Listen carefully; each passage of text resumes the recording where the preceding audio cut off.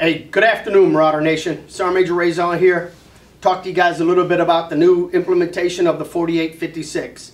I ask that you please pardon my uniform. The brigade commander and I, along with all of the other brigade leaders and USAREC staff, have been with the CG and the command sergeant major at the USAREC governance forum for the past few days. Want to talk to you a little bit today about the implementation of the 4856 and what it means to recruiting field force. Read along with me. Individual accountability for a specific goal and contribution in a team construct. Guys, this didn't come from us. This came from the Defender 6 and 7 cents message that was sent out last week on Friday. All right, so let's talk about really the so what of receiving the 4856 counseling. This is developmental in nature. This is not designed to be punitive. We're not trying to do this to catch recruiters not doing their job. We're not trying to create a system or an approach, a method, so that we're capturing what soldiers failed to do with the intent of sending them back to the mainstream Army. Okay, that is not what this is designed to do. This was designed to take something complicated like the 4-tab ROP and simplify it down into something easy for a soldier to understand. The 4856, please read this. No magic bullet. There will be no, we're not going to carbon copy this thing 100 times for 100 different recruiters receiving the same message. There will be no blurb on the bottom that says soldiers that fail to do this or do that may be chaptered in accordance with Army regulation. Guys, that is not what this is designed to do. If you fill out the 4856 properly, there won't even be any room to have these magic, cute little phrases that we have seen in the past. This is a plan of action for our recruiters, leaders. This is a plan of action for our recruiters. We have failed in some instances to give clear, concise guidance. You know, I go to ATM after ATC after ATC and I bring soldiers up and I ask, hey recruiter, what was your mission last phase line? First thing they do, they look to the station commander. Okay, all right. 5 and 2, Sergeant Major. Good, man, 5 and 2. Hey, you, what was your mission last phase line? 5 and 2, Sergeant Major. And what was yours? 5 and 2. By the time you add up all those soldiers, they were on for like 25 and 6. No, 5 and 2 was the collective. I'm interested in what was the soldiers, the individual recruiters, what was his or her part? Their specific goal to the team collective mission. Well, I had to find one. One what? One regular Army. One regular Army what? Well, a body. Guys, man, we are a lot better of an organization to just have our soldiers go out and passively engage with the public, hoping to find one. All right? Hey, that young recruiter that just graduated from Lockwood High School, that individual should be on a mission of a senior. And you're going to tell him or her, you're going to be on for one senior.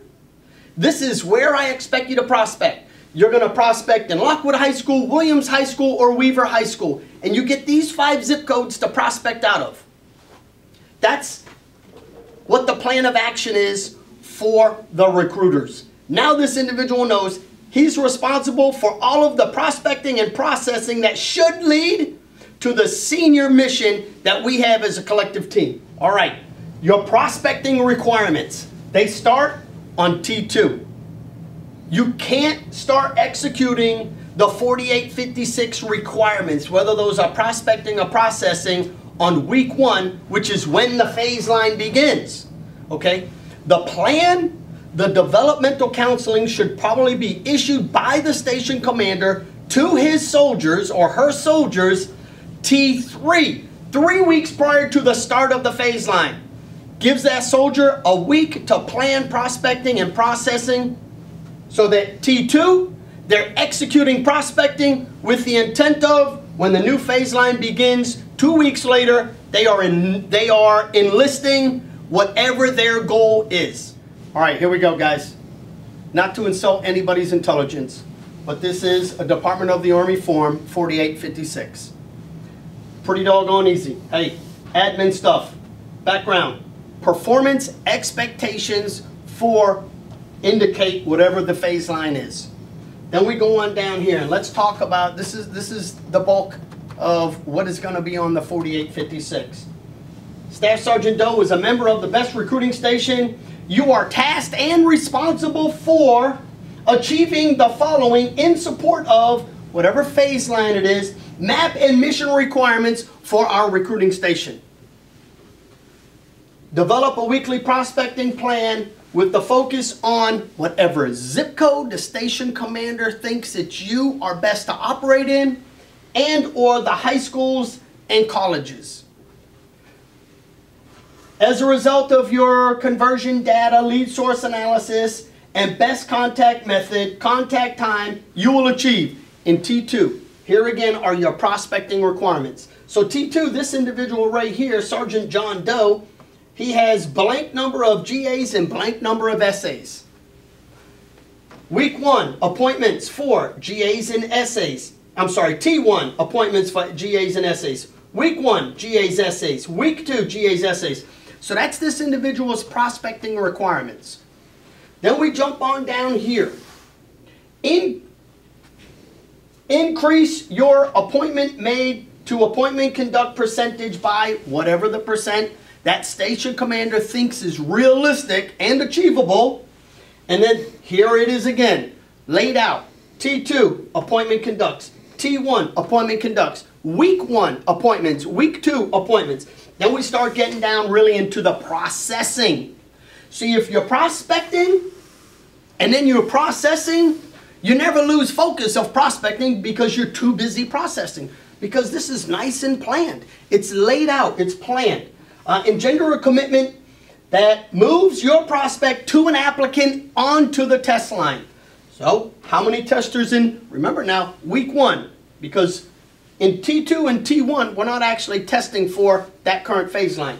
So week 1, week 2, week 3, 4, these are all of your test and your floor requirements. It is your personal responsibility to achieve your portion of the map requirements with efficiency and with integrity. Understand, our write rate in our brigade is just about 1. That's 1 per recruiter. If you're in a recruiting station of 5 soldiers and you have a mission of 5, take your best educated guess as to what your mission is probably going to be for the month. You've got an individual expectation that you're going to contribute 1 to the collective of 5. We just didn't in the past do a very good job of articulating it and laying it out for the individual to clearly understand what his or her makes, conducts, and then ultimately test and floor requirements were. I got my trusty assistant over here, Mitchell the Mad Dog Logwood. Everybody up here kind of has, you know, a little nickname. This is the part for many folks, soldiers in the Army. The only thing you see on the back here is you check the block, I agree, I disagree, I concur, I don't occur. You sign it, the counselor signs it, and then you move out.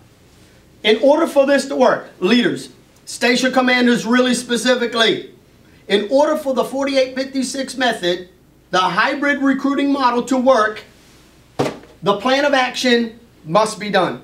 That's on you. That's 100% on the station commander, that leader. You have leader responsibilities, and then we've got an assessment. First Sergeants, strongly encourage when you roll into your recruiting station to do your station training, assessment, inspection, that you're asking the station commander, much the way you used to in the past with the 4-tab rock. Hey, station commander, let me look at all of them. How is this soldier doing as far as the prospecting and processing requirements? Okay? That's the first sergeant responsibility. First sergeant, don't let us down. This is yours. Plan of action, identify the most effective and efficient contact method. Validate the best contact time. Recruiters, these are the small things that you're going to do. Whether it's, I think I'm going to do 2 hours of social media prospecting in my high school in the evening. I'm going to do telephone prospecting of my grads. I know I've got 2 job fairs in the 3rd week that should enable me to get my grad appointments. I've got some leave planned in here. How am I going to make my requirements on the front executing all of the things here. I know what my high payoff targets are. I've got, you know, different community kind of nuances and things that are in your recruiting specific area. All laid out here.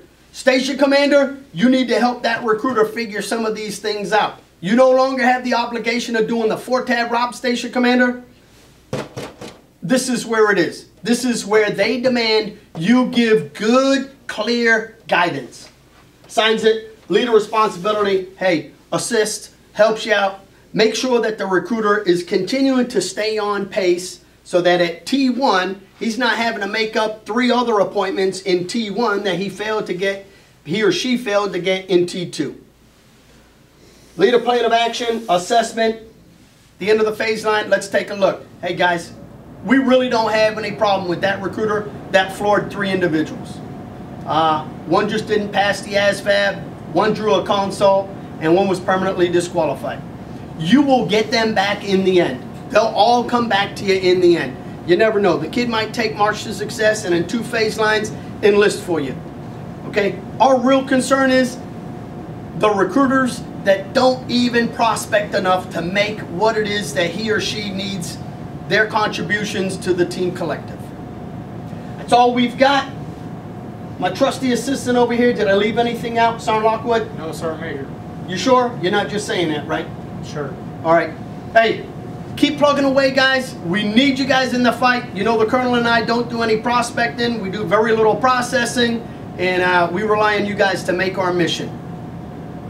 Marauder 7 out.